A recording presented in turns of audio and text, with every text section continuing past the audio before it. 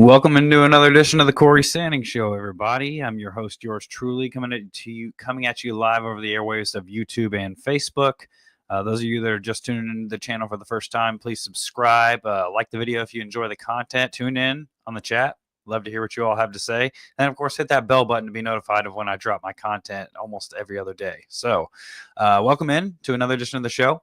This is an impromptu edition of the show. I did not plan on doing this episode, but I've watched so much BS spew out over X and ESPN and BaltimoreRavens.com over the past few days that I can't help but come on and react to it live in real time. So we're going to be getting into that. Also, some plethora of moves around the AFC North, including some changes in Baltimore. We'll get into those as well. As former Ravens quarterback Joe Flacco is again on the move. So we'll talk about that one. But first, I would be remiss if I did not mention to you our sponsors over at Clean Eats. Clean Eats Knoxville is my favorite source of meal prep because it makes it easy on me. I don't have to do the prepping. I don't have to do the cutting. I don't have to do any of the cooking. I just pop it in the microwave for 5 seconds. Well, 5 seconds. I'm going to pop it in the microwave for about 95 seconds, and I'm all good to go.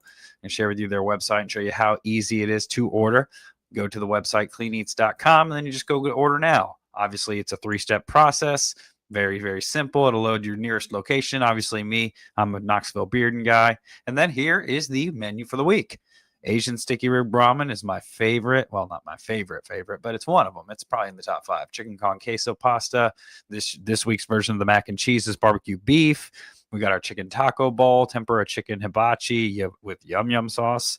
And I'll definitely be breaking into those Southwest breakfast tacos. And of course, we got some burnt end platters. So just go to the website. Order what you want. New menu every week. You can go pick up some of the frozen items, some of the protein peanut butter and jelly sandwiches, some of the shakes if you need some protein powder. Clean Eats. It's not a diet. It's a lifestyle. But anyway, diving into the content for today. As many of you can tell, I'm very tired. I've worked at my day job 7 of the last 8 days. So it's been a long one. I'm very much looking forward to my 3-day weekend in that regard. And of course, when you're a Ravens fan, your beard and hair grows in a little bit quicker right now because the team has not lived up to the team has not lived up to their own expectations, to say the least.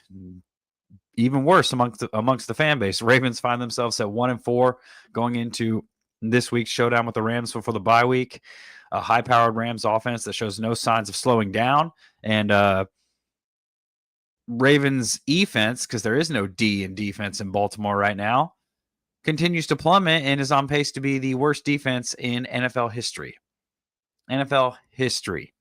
And given that reality, given all that's transpired, John Harbaugh has decided, or at least for now, that he's sticking with Zach Orr, despite this defense's immense struggles, historic struggles. He said it after the game. It's not the right move. We got to stick together. We're going to figure it out. We're going to play good defense. Meanwhile, he eviscerates the offense while they're averaging, high 30s, aside from this last week. Does that really count with Cooper Rush at quarterback? John Harbaugh is sticking with Zach Orr. John Harbaugh is sticking with the guy who, albeit has a great story, was a great player, was probably on his way to a few hefty paydays. And it's a shame what happened to him. And those of you that don't remember, Zach Orr was coming off an all-pro year. He was an undrafted rookie or undrafted free agent when the Ravens originally signed him. Obviously was sidelined with a neck injury that turned into a hereditary condition that caused him to retire incredibly early. And he found his way back through coaching. He was a terrific linebackers coach in that 2023 Ravens staff when they were the number 1 defense led by Mike McDonald. Roquan Smith, first-team All-Pro. Patrick Queen had the best season of his career under Zach Orr. He made second-team All-Pro that year. He hasn't done it since and didn't do it before that. But losing Mike McDonald to the Seattle Seahawks as a head coach, which we all saw coming after that year, Harbaugh decided to promote Zach Orr. There were a few other candidates like Anthony Weaver that may have been a better candidate, but Harbaugh stuck with his young gun and Last year, we saw the struggles through 10 weeks, 32nd ranked pass defense. At least they were still first against the run. You bring in Dean Pease, former Super Bowl winning defensive coordinator for the Ravens, and they turn it around, and they're the number one defense in every single statistical category to end the season.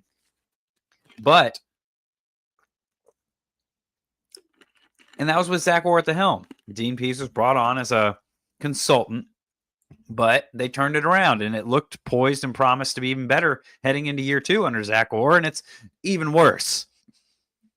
The Ravens defense right now are giving up 35.4 points per game. That's worse than the NFL by far. I don't think there's another team giving up over 30. The Ravens defense is surrendering 470 total yards per game. Per game. They're the worst rush defense in football. The Baltimore Ravens are the worst rush defense in all of football because they have nobody in the trenches. Nnamdi Madubuike out for the season. I doubt, honestly, given that it's a very similar injury as to one Zach Orr faced, I highly doubt he'll ever play again. The Ravens defense has 4 sacks all season, give or take 1 or 2. If it's less, I'd laugh even harder. But John Harbaugh's sticking with it. Name me another team in football that would allow its defense to give up 35-plus points in all but one game against a pathetic Browns offense, and they still somehow keep their job. John Harbaugh's decision-making when it comes to his guys, it almost seems like he's trying to save what's left of Zach Orr's career right now.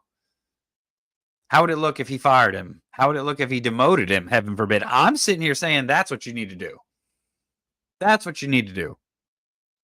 A demotion, keep him on the staff. I'm all for it.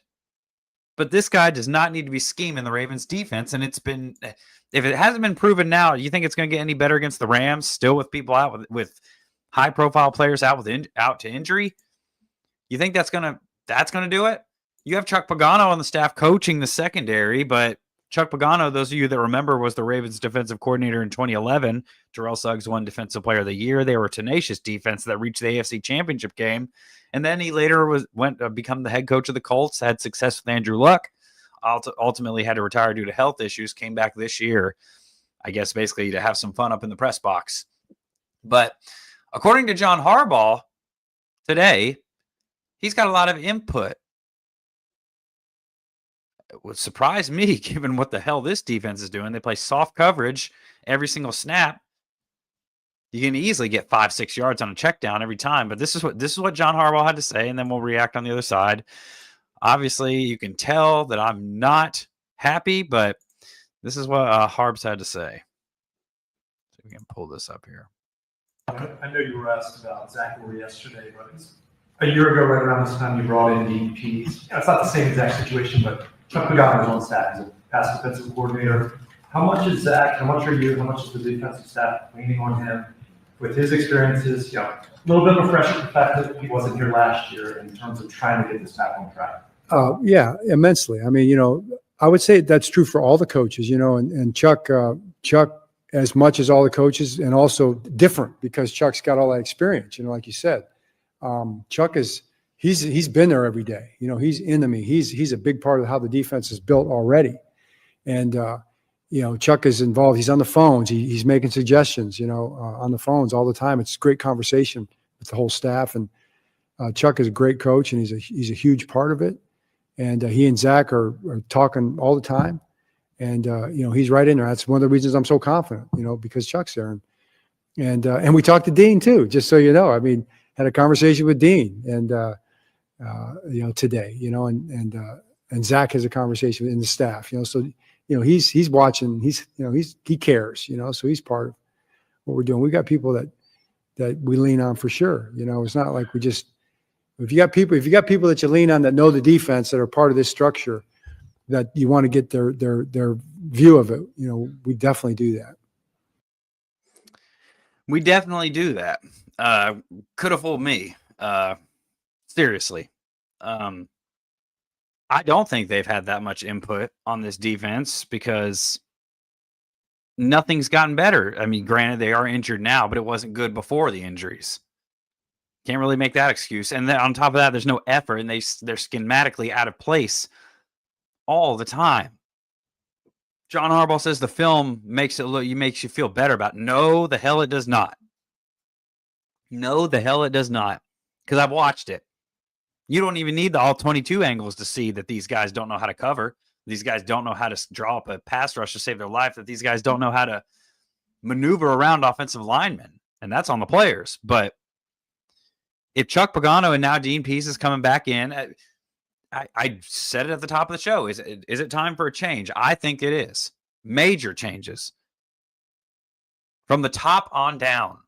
And that includes John Harbaugh. Because John Harbaugh has now had 8 cracks at it with an all-time generational, all-time great quarterback.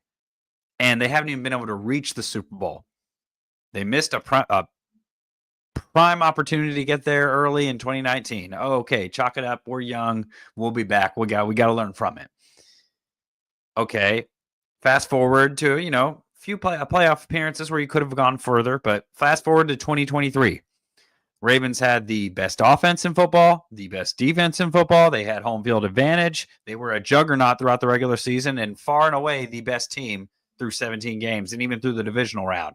And you come out and you shit the bed against the Chiefs at home, in which it was coaching malpractice not running the ball more than they did. It was player malpractice by making some of the decisions, i.e. Lamar, that they did. The defense did its job in that game. They held Kansas City after the first 2 drives to 3 points. You give me 17 points at home heading into that game, I'd say the Ravens win going away. They wasted that opportunity, which is even worse given the experience since then and given how everything was served up on a silver platter for this Ravens team to get it done. And now this team sitting at 1-4, probably going to be 1-5 heading into the bye. It really seems like that you blew your best chance at a championship since 2012, since 2019, I guess I should say. But you got it done in 2012, and it was a much more difficult road. You remember that year in 2012. The offense was sputtering under Cam Cameron, had for years. Raven fans, we were calling for him to be fired from Jump Street that season. Finally replaced him with Jim Caldwell. They lost 4 or 5 to games heading into the playoffs, but they got hot and won the Super Bowl.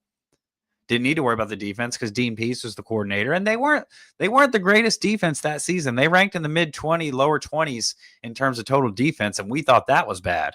This is historically bad.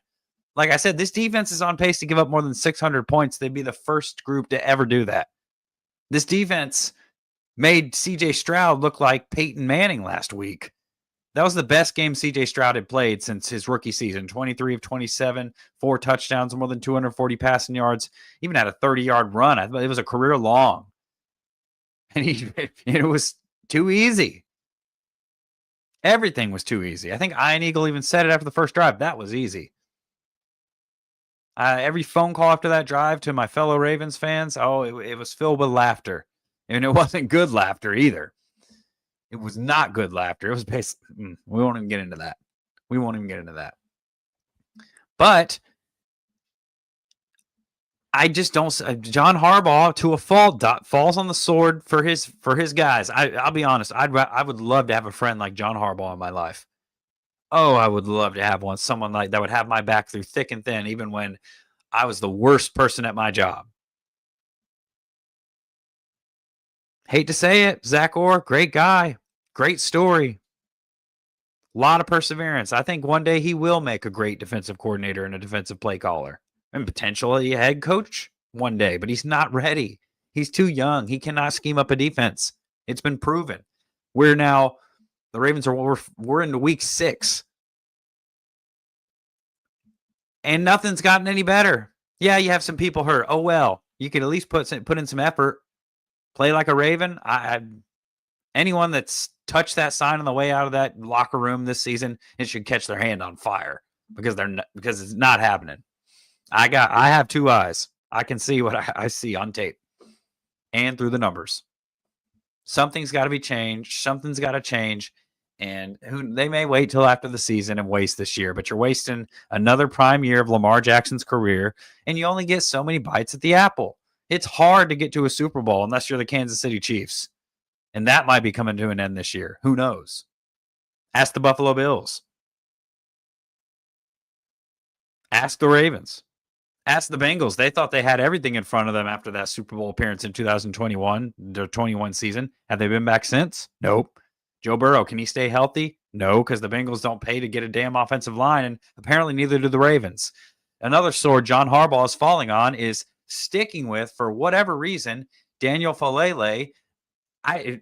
This guy, man, you look at him and you think I'm never going to be able to get around this 6'7" gargantuan. But he plays like a teddy bear.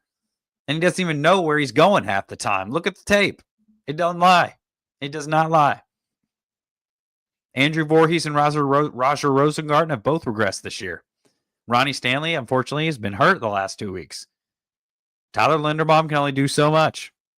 Everyone's like, oh, we lost Kevin Zeitler. What a big loss. You're like, oh, we got these young, up-and-coming young guns. These young guns, oh, man.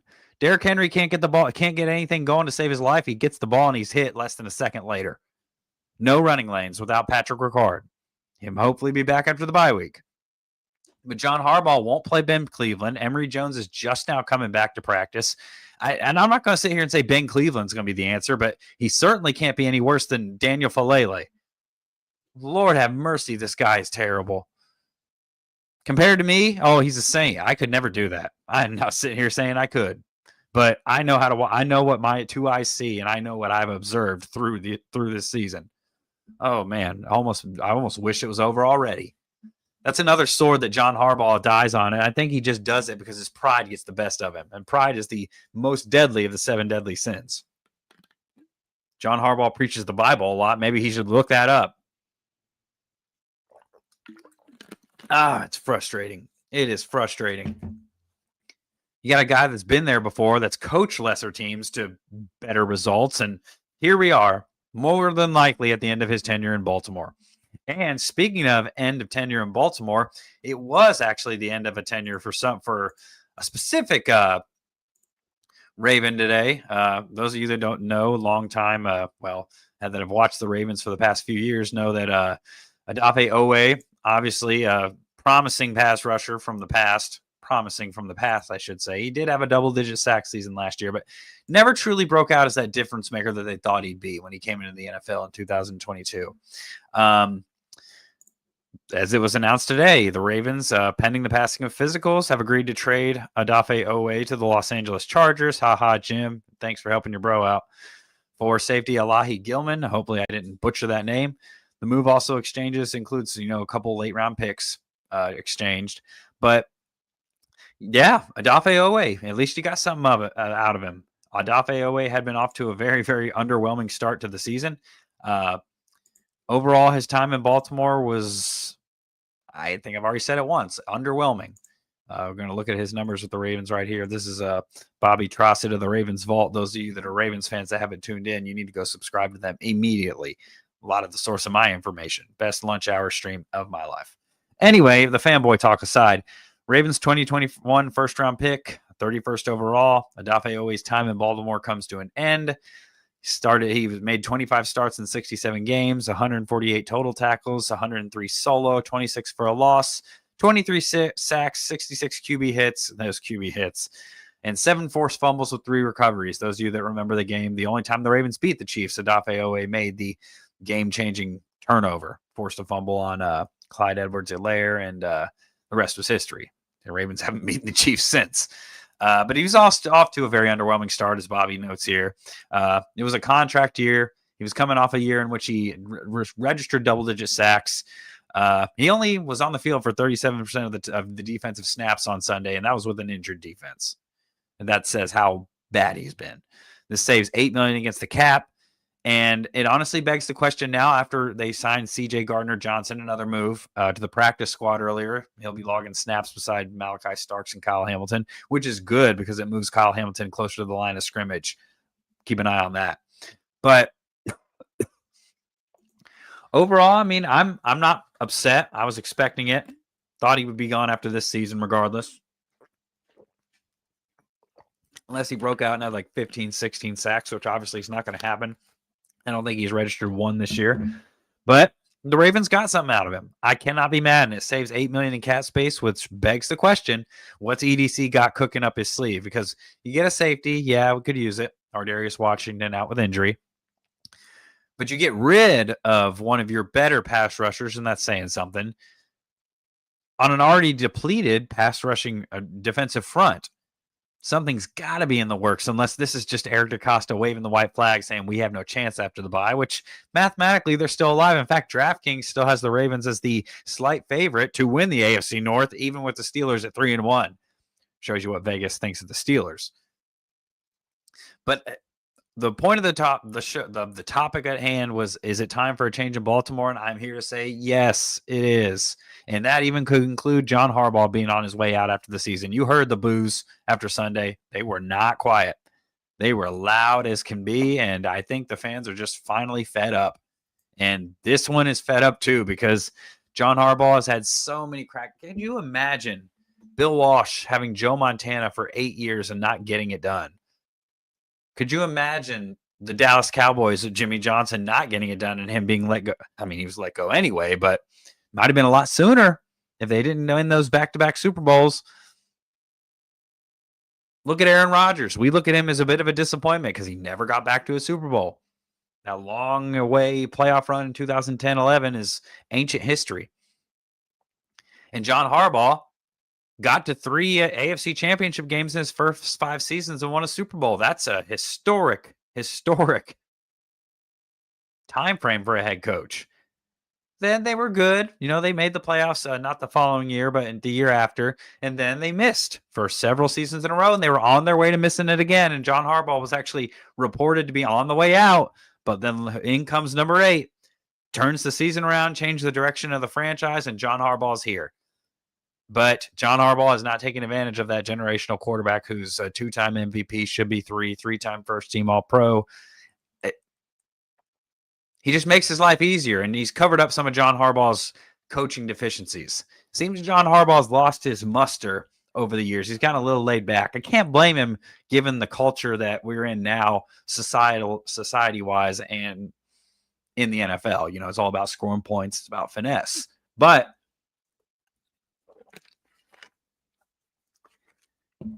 there comes a point in time where enough is enough. And I think enough is enough. I don't think the Ravens are winning the Super Bowl. I'd be very surprised if they made the postseason. I'd be very surprised if they turn this defense around. I'd be surprised if they have managed to put up an average performance for the rest of the season. They've got the talent to do it, but they just don't have the scheme. They don't have the leadership, the coach. You got leaders on the field, but it hasn't translated to anything. Kyle Hamilton, where you at? Roquan Smith, of all people, where are you at? Roquan Smith, and despite even in the games he wasn't injured, dodged the media every time after a loss. Would get up there and gloat about beating the Browns and his 17 tackles and fumble, scoop and score, but won't go face the music when it's time to face the music. Same as with Mark Andrews last year. I was more disappointed in Mark Andrews not talking to the media either after the game or in locker cleanout than I was in the actual play. Shows me you're a bit mentally weak inside. And honestly, maybe it's why Mark Andrews has never came through for the Ravens when they in the biggest of moments. He hasn't. Dating back to 2019, you can look at the tape and you can look at the numbers. It just happened to be in the most pivotal moment when the Ravens needed him most last year. It's just come to the point. I said prior to this season that this was this last go-around for this Ravens group. There's going to be sweeping changes. I don't think Marlon Humphrey will be back after this year. I don't think, honestly, it's questionable whether Roquan Smith will be back. Kyle Van Noy, he's older. He might retire. And if he doesn't, he might go find greener pastures elsewhere. He's already won a couple Super Bowls. Maybe he's satisfied with that. Marlon Humphrey, I think I've already said it. He'll be gone. Who knows how much time Derrick Henry's got left. They did just sign him to that lucrative extension. But what are we getting out of Roquan Smith? First team All-Pro, but it doesn't really seem like it. What are we getting out of Marlon Humphrey this year? He's been burnt every single key situation that he's been thrust in. Jair Alexander looks like a shell of himself. Maybe he's just not fully acquainted yet. Maybe he's still coming back from that PCL tear. It's very possible. But this team is too talented especially on defense, to be this bad. And I feel bad for DeAndre Hopkins. Signed here thinking he had a chance at a ring. What ring? I mean, maybe if DeAndre Hopkins isn't already married and he decides to get married this year, I'm not big on his personal life. Maybe he'll get a ring then. I don't think it's going to come courtesy of the Baltimore Ravens making a Super Bowl run. I'm hopeful, as any fan would be. I mean, you see it right there. Through and through thick and thin. But I don't recognize this team, and it's time for a culture change.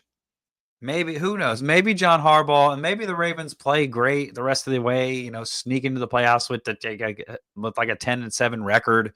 Maybe they went out, probably not, but I still don't think that saves his job because this team should maybe minimal have 2 losses heading into the bye week.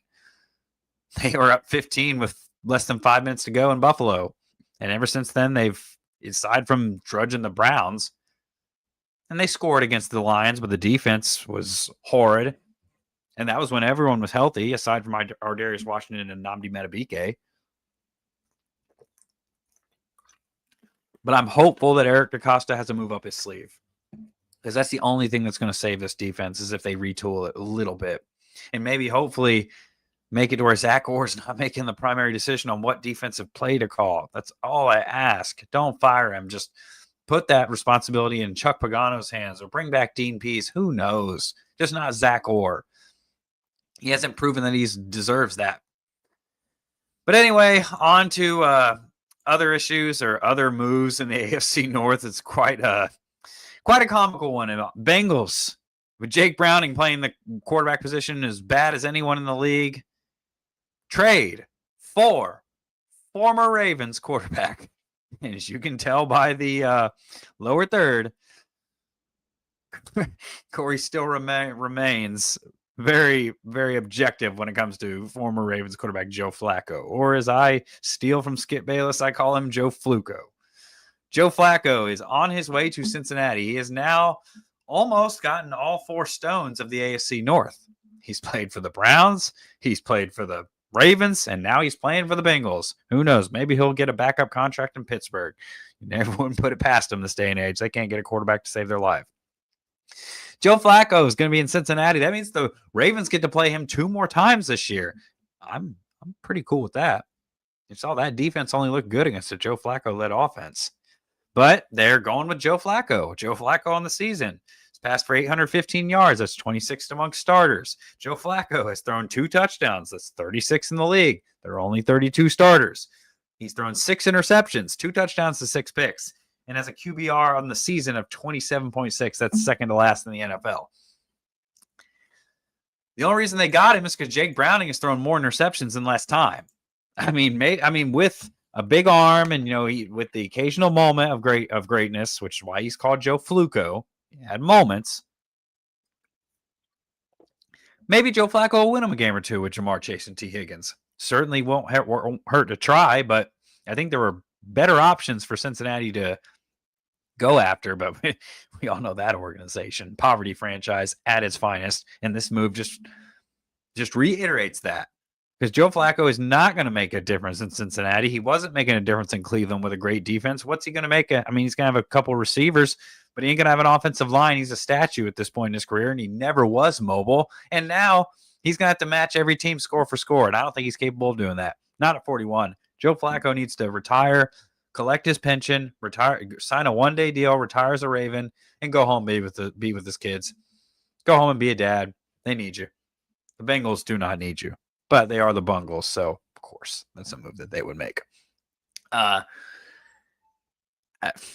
Chase and T. Higgins, that's the only thing that I can think of. But we're getting into this show's Mad Minute as we wind down in this impromptu episode of the Cory Sanning Show. Those of you that are just tuning in, be sure to leave a comment, like the video if you enjoyed it, subscribe to the channel first and foremost, and then hit that bell button to get notified of when we drop our content on a weekly basis. We're going to get into the Mad Minute. Mad Minute, for those of you that have not been here before, Mad Minute is my version of those old math tests from those of you, the 90s babies that remember from the early 2000s. We go over a couple of topics that I don't feel like deserve a whole show segment, and we just react to them as we go. Now, Pardon me. First topic. Puka Nacua, the NFL's leading receiver with 588 yards, is coming into Baltimore on Sunday. Expect that to be, I think it might be a safe bet to bet, on the over of 125, 150 maybe. You can make some good money off of that if you throw down on those odds now. Obviously, the Rams are going to produce a tremendous challenge, but we'll see if the Misfits can get it done.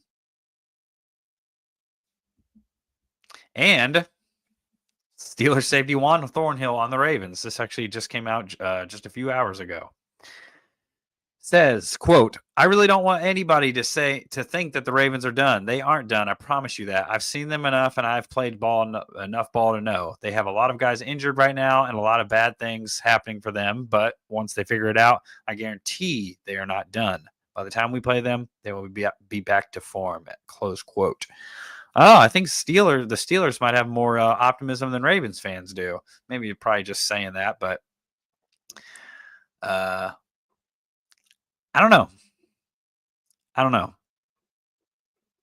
But one thing I do know is that if Zach Orr stays as the primary defensive signal caller for the Ravens, they're going to be dead on arrival following the bye week, as if they weren't already on life support.